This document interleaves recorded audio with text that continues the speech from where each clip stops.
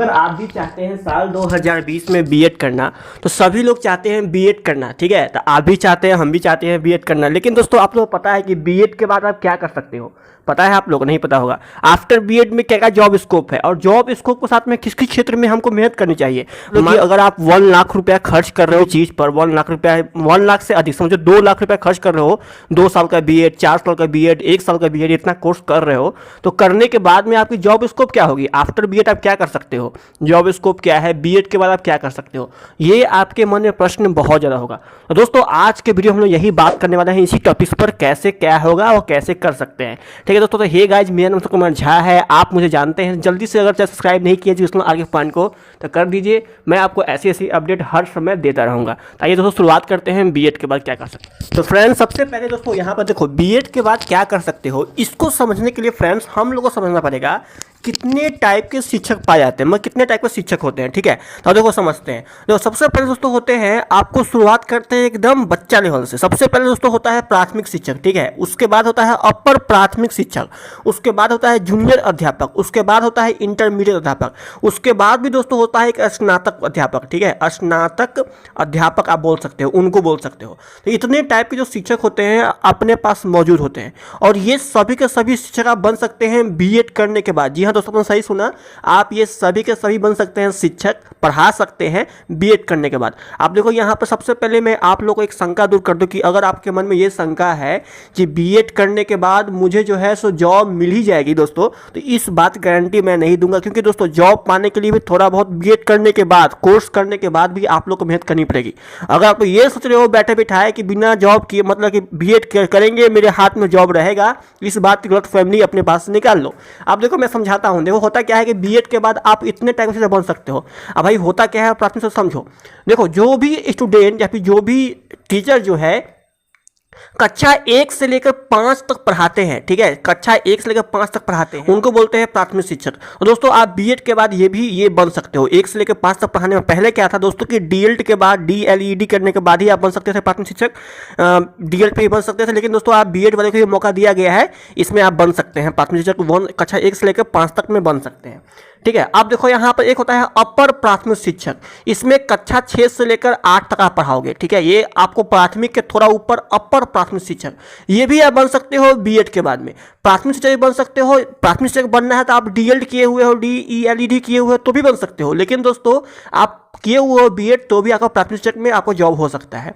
और एक होता है दोस्तों अपर प्राथमिक शिक्षक, ये कक्षा 6 से लेकर कक्षा 8 तक स्टूडेंट के लिए होता है। देखिए कक्षा 6 से लेकर 8 तक जाते हो पढ़ाना, तो आप अपर प्राथमिक शिक्षक बन सकते हो।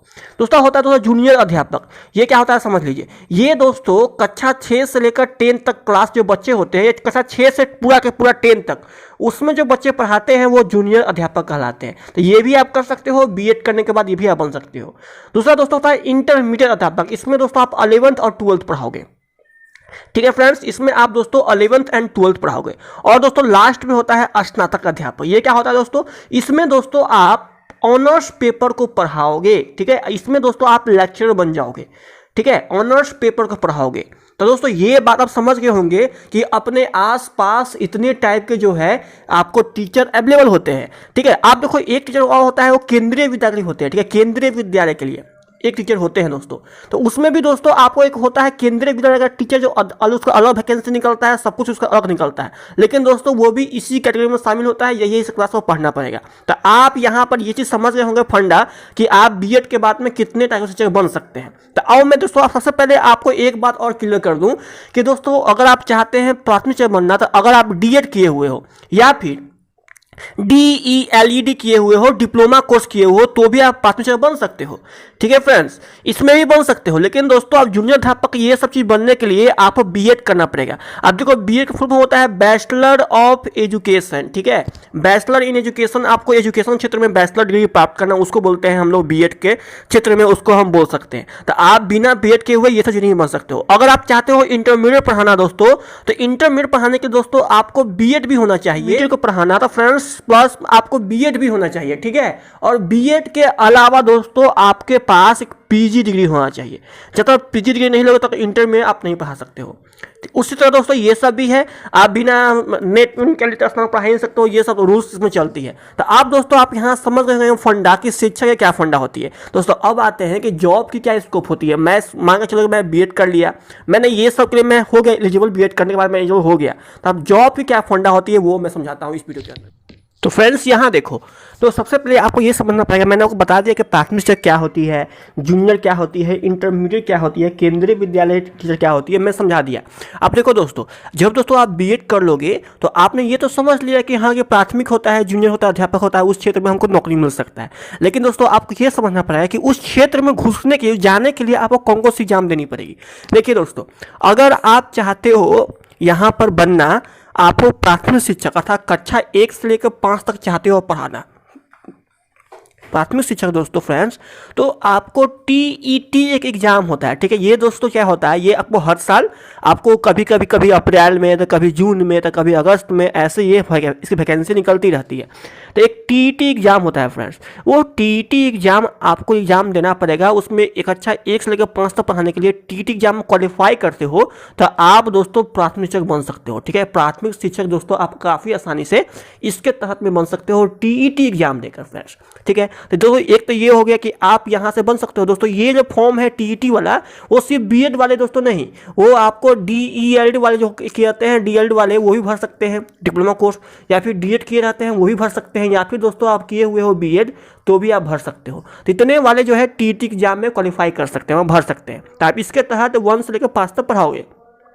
अब देखो दोस्तों, अगर आप बीएड किए हुए हो दोस्तों, तो क्या होता है कि बीएड वाले जो स्टूडेंट है वो टीईटी एग्जाम काफ़ी कम भरते हैं। क्योंकि दोस्तों क्या होता है, एक कक्षा 1 से लेकर बीएड करने के बाद लोग सोचते हैं कि कक्षा 6 से लेकर 10 तक पढ़ाना उचित रहेगा, उसमें सैलरी अधिक मिलेगी, इसलिए अधिकतर लोग इस पर ज़्यादातर इसमें आपको जो है कोशिश करते हैं, ट्राई करते हैं ताकि टीईटी प्लस टीजीटी दे सके। ठीक है, तो अब देखो मैं क्या होता हूँ दोस्तों, लेकिन बता दूँ आपको जानकारी के लिए कि सबसे अधिक अगर वैकेंसी आती है हर राज्य में, चाहे कोई भी राज्य हो आपका, उसमें सबसे अधिक आपको टीईटी के अंदर में ही आती है। ठीक है, टीईटी एग्जाम में सबसे अधिक वैकेंसी आती है। इसमें क्या होता है कि इसमें लगभग आपको 1 साल के अंत में कुछ ना कुछ वैकेंसी, कभी 10,000, कभी 11,000, 12,000, या फिर 10, 900, 700 ऐसे वैकेंसी आपको कभी न कभी इसमें निकल जाएगी। आप देखिए, जो स्टूडेंट चाहते हैं पढ़ाना कक्षा 6 से लेकर 8 तक, कक्षा 6 से लेकर चाहते हैं 8 तक पढ़ाना, उनके लिए देखिए 8 तक नहीं 10 तक बोल दिया। ठीक है, 10 तक चाहते हैं पढ़ाना, उनको दोस्तों यहाँ पर टीजीटी देना पड़ेगा। या तो दोस्तों वो टीईटी, या दोस्तों अगर वो टीईटी दिए हुए हैं एग्जाम कक्षा 1 से 5 वाला वो दिए हुए हैं तो भी वो टीजीटी एग्जाम दे सकते हैं। नहीं तो वो डायरेक्ट बिना टीईटी एग्जाम दिए हुए डायरेक्ट टीजीटी देते हैं तो भी वो आपको एलिजिबल है। इसमें क्या होता है दोस्तों, आपको इसका एग्जाम देना पड़ेगा, क्वालिफाई करना पड़ेगा। जब आप क्वालिफाई कर जाओगे तो आपके राज्य में कितना फॉर्म भरे हैं, कितना फॉर्म गिरा है, उसके अनुसार दोस्तों मेरिट लिस्ट बनती है। उस मेरिट लिस्ट में अगर आपका नाम आ गया फ्रेंड्स, तो फिर आपको जो है जॉब के लिए उसी साल या फिर साल के अंत तक, फिर 1-2 साल के अंदर में दोस्तों आपको बुला लिया जाएगा। तो आपको दोस्तों टीईटी प्लस टीजीटी दिए या फिर सिर्फ टीजीटी देते हो तो भी बेटर है आपका। सिर्फ अगर आप मान के चलो कि टीजीटी एग्जाम दिए, ठीक है, आपका एग्जाम हो गया, क्लियर हो गया, आपने क्लियर कर दिया। और एक दिक्कत यहाँ पर ये है फ्रेंड्स कि टीजीटी एग्जाम देने के लिए फ्रेंड्स आप लोग कम से कम दोस्तों आपको जो है इसकी जो वैकेंसी आती है थोड़ा कम आती है। ठीक है, किसके मुकाबले, टीईटी एग्जाम के मुकाबले इसमें वैकेंसी थोड़ा कम। इसमें क्या होता है 3 साल 4 साल पे एक वैकेंसी आएगी। तो आज जो वैकेंसी आ गई तो 2020 में वैकेंसी आई, तो फिर 2022 या 23 में वैकेंसी ऐसे आती है। हर राज्य में निकल जाता है, थोड़ा बहुत निकलता रहता है हर राज्य में। तो आपको यहाँ ध्यान रखकर यहाँ भरना पड़ेगा। टीजीटी की इसकी थोड़ी कम आती है। अब दोस्तों बात करते हैं पीजीटी का। देखो ये पीजीटी फॉर्म वही भर सकते हैं जो बीएड किए हुए हैं। ठीक है, जो बीएड किए हुए हैं प्लस में पीजी डिग्री प्राप्त किए हुए हैं। इसके तहत दोस्तों आप इंटर को पढ़ाओगे। ठीक है, 11, 12 को पढ़ाओगे। इसमें क्या होती है दोस्तों, जो बीकॉम वाले हैं, जो बीकॉम किए मतलब जो कॉमर्स से बीएड है उनको तो जॉब मिलती है, साथ में सभी को मिल जाती है आराम से। तो पीजीटी फॉर्म भी आप भर सकते हो। इसमें क्या होता है दोस्तों, इसमें भी आपको पोस्ट ग्रेजुएट टीचर वाला जो होगा आपको एग्जाम दी जाएगी, जिसके तहत में दोस्तों कम से कम 60% मार्क्स आपको लानी पड़ेगी। जितना भी मार्क्स का एग्जाम हो, 200 का हो, 120 का हो, 60% लेके आते हो तो आप मेरिट लिस्ट में आपका नाम आ जाएगा। उसके बाद दोस्तों आपको इंतजार करना पड़ेगा। लेकिन दोस्तों इसमें खासियत यहाँ पर ये है कि सबसे अधिक वैकेंसी इसमें आती है, उससे कम इसमें, उससे भी कम दोस्तों वैकेंसी इसमें आती है। इसमें तो ऑल डेट आती है, इसमें आती भी है। इसमें तो दोस्तों आएगा 10,000 15,000 वैकेंसी, इसमें आएगा 3 से 4,000 वैकेंसी, और इसमें 100 200 ऐसे वैकेंसी आती है। तो वैकेंसी की जो धीरे धीरे मात्रा है वो धीरे धीरे कमती जाती है दोस्तों। तो दोस्तों क्या होगा, इसमें सबसे पहले आपको ये सब एग्जाम देना पड़ेगा। क्वालिफाई जब कर लेते हो तो आपको कुछ दिन के अंदर में या फिर कभी न कभी दोस्तों सरकार के द्वारा बुलाया जाएगा ज्वाइनिंग करने के लिए। तो पहले दोस्तों आपको बीएड करने के बाद ये सब एग्जाम आपको देना पड़ेगा, तभी आप कर सकते हो दोस्तों। इसके अलावा दोस्तों कुछ एग्जाम और होते हैं, मैं आपको वही बताऊं। इसके अलावा दोस्तों मैंने कहा था आपको 2 एग्जाम और होते हैं। एक होते हैं आपको CTET, ठीक है, एक होता है STET। अब ये क्या होता है ये तो समझो दोस्तों। तो CTET का अर्थ ये हुआ आपको सेंट्रल टीचर एलिजिबिलिटी टेस्ट, और STET का मतलब ये हुआ आपको यहाँ पर स्टेट टीचर एलिजिबिलिटी टेस्ट। आप देखिए CTET लोग कौन कर सकते हैं, अगर आप बीएड किए हुए हो दोस्तों तो पता होगा कि अपने जो देश में केंद्रीय विद्यालय भी है, ढेर सारे केंद्रीय विद्यालय बने हुए हैं। दोस्तों केंद्रीय विद्यालय में आपको पढ़ाना है अगर, क्योंकि दोस्तों केंद्रीय विद्यालय में जाने के लिए आपको CTET देना पड़ता है, ठीक है। दोस्तों आप जो है सो अगर आप चाहते हैं जो सरकारी स्कूल है, जो कहने का अर्थ है जो अपने देश में जो चल रही सरकारी स्कूल जो अलग गवर्नमेंट का, उसमें चाहते हो जाना तो आपको STET एग्जाम देना पड़ेगा। उसके बाद दोस्तों अगर चाहते हो आप लोग जाना केंद्रीय विद्यालय में पढ़ाना तो CTET देना पड़ेगा। आप देखिए यहाँ पर फंडा क्या है दोस्तों, कि सबसे पहले दोस्तों आपको क्या होगा कि जैसे आप बीएड पास करो तो ये हर साल ये आती है, ठीक है, ये देंगे। तो इसमें क्या होगा कि आपको 60% इसमें बिल्कुल आपको कंपटीशन जब आप देते हो गवर्नमेंट जॉब, बिल्कुल उसी तरह आप एग्जाम होगे, ठीक है, बिल्कुल दोस्तों गवर्नमेंट जॉब की तरह आप CTET एग्जाम देते हो तो 60% दोस्तों इसमें आप मार्क्स लिया होगे। तो 60% मार्क्स लेने के बाद दोस्तों आप यहाँ पर एलिजिबल हो जाओगे। उसके बाद दोस्तों आप केंद्रीय विद्यालय के अंदर जो भी वैकेंसी आएगी, जैसे कहने का अर्थ है कि उसकी आएगी प्राथमिक वाली, उसकी आएगी जूनियर वाली, उसकी आएगी आपको इंटर वाली वैकेंसी, जो भी वैकेंसी आएगी केंद्रीय विद्यालय का, तो आप दोस्तों उसके अंदर फिर से उसी तरह TGT PGT उसका देकर CTET के अंदर जो होती है, केंद्र के अंदर में जो होती है उसका एग्जाम देकर दोस्तों आप क्वालिफाई कर सकते हो।